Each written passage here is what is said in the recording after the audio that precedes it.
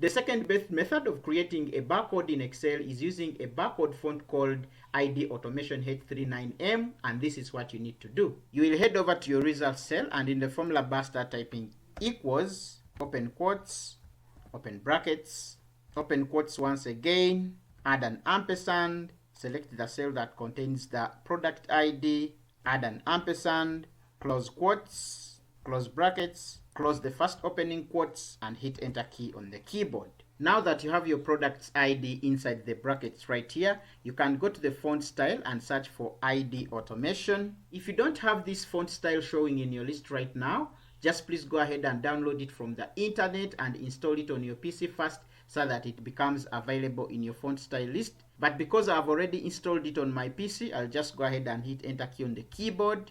And there you go. Now I have my barcode generated automatically for me. I can go ahead and drag this formula to the rest of the cells. Let's also test creating a new product right here. I'll just call this one Apple. I'll also give it any random product ID that I think. I'll say 1, 2, 3, 4, X, Y, Z, 10. Let me also drag this formula right here and see if our barcode generates. And there you go.